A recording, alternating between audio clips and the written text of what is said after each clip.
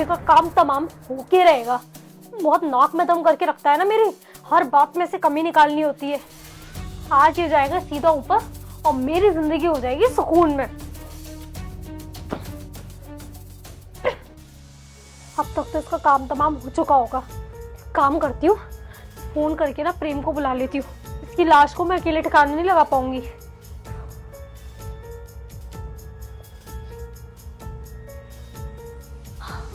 Hello प्रेम, वो मैंने बताया था ना, मेरा ससुर, उस बुड्ढे को सब कुछ पता चल गया था हम दोनों के बारे में, इसलिए ना मैंने उसका काम तमाम कर दिया है। और तुम्हें बिल्कुल भी टेंशन लेने की जरूरत नहीं है, तुम्हारे ऊपर कोई भी आँच नहीं आने दूंगी। बस तुम यहाँ आके ना किसी भी तरीके से इसकी लाश ठिकाने लगवा दो। उसके बाद में मैंने सब कुछ सोच लिया है कि सारी की सारी प्रॉपर्टी अपने नाम कैसे करवानी है, फिर हम दोनों ना सारी प्रॉपर्टी के अकेले मालिक होंगे। हाँ जल्दी आओ, जल्दी।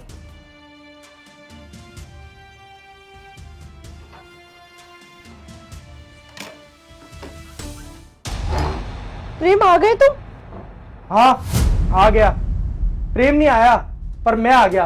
प्रेम कौन है वैसे? प्रेम नहीं, प्रिंस। प्रेम निकला क्या मेरे मुंह से? हाँ हाँ प्रेम निकला तुम्हारे मुंह से। वो मैं अभी सलमान खान की मूवी देख रही थी ना, इसलिए मुंह से प्रेम निकल आया होगा। अरे दिव्या ये सब क्या है? ये बाबूजी के मुंह पे ये प्लेट कैसे रखी हुई है? क्या? ये तो तुम्हारी जिम वाली प्लेट है ना, ये यहाँ कैसे आई? वही तो मैं सोच रहा हूँ। और ये पता नहीं रिबन कैसे लटकी हुई है, क्या है ये सब?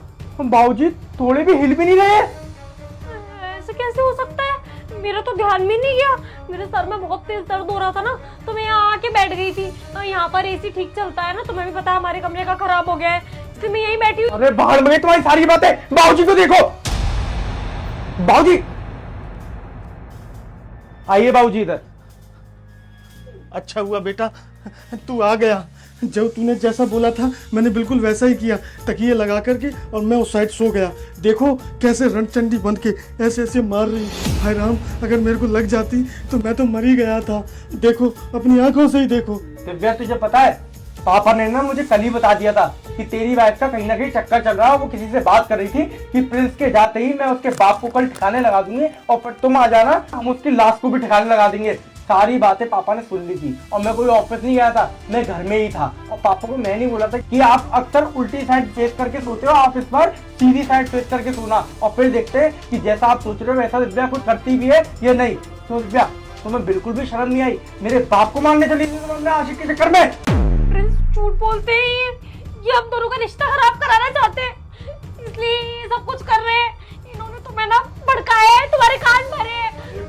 ये झूठ बोल रहे हैं, मैंने कुछ भी नहीं किया, मैं बस यहाँ बैठी थी, इन्होंने खुद ही ये सब कुछ किया है मुझे फंसाने के लिए। तुझे पता है इस एलसीडी के ऊपर ना मैं कैमरा भी लगा गया था, जिससे कि लाइव रिकॉर्डिंग भी हो जाए कि तू इस कमरे में क्या कर रही थी। तो झूठ बोलने की ना तुझे जरूरत नहीं है, सारी चीजें ना तेरी रिकॉर्ड हो गई अच्छी तरीके से कि तू क्या कर रही थी मेरे पापा के साथ। शर्म आनी चाहिए। मेरे पापा तेरे लिए मरे जाते हैं कि बेटी के लिए ये ले लूं, बेटी के लिए वो ले लूं, और तू एक लड़के के चक्कर में उन्हें मार रही थी।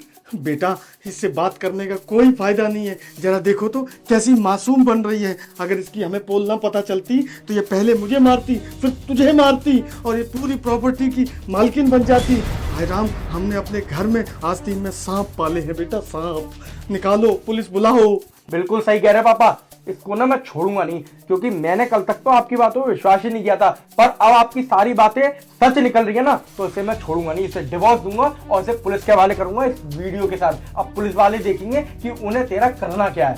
प्रिंस मेरी बात सुनो, देखो मैं मानती हूँ कि थोड़ी देर के लिए ना मुझे गुस्सा आ गया था, मैं कुछ गलत करने वाली थी, लेकिन आज के बाद ऐसा नहीं होगा। मैं ना कभी भी ऐसा नहीं करूंगी, तुम प्लीज मुझे माफ कर दो। देखो मैं तुमसे कितना प्यार करती हूँ, अगर तुम मुझे डिवोर्स दे दोगे तो मैं कैसे रहूंगी तुम्हारे बिना। हाँ हाँ, तुम मेरे से प्यार करती थी तभी तो मेरे पापा को मारने के लिए चली थी उस कल के लड़के के चक्कर में। अपना यहाँ से अपना बोरी बिस्तर बांधो और निकलो यहाँ से। ये वीडियो लेके मैं पुलिस स्टेशन जाऊंगा और तुम्हें ही पकड़वाऊंगा और तुम्हारे उस आशिक को भी जिसने तुम्हें आइडिया दिया होगा। निकलो यहाँ से, गेट आउट।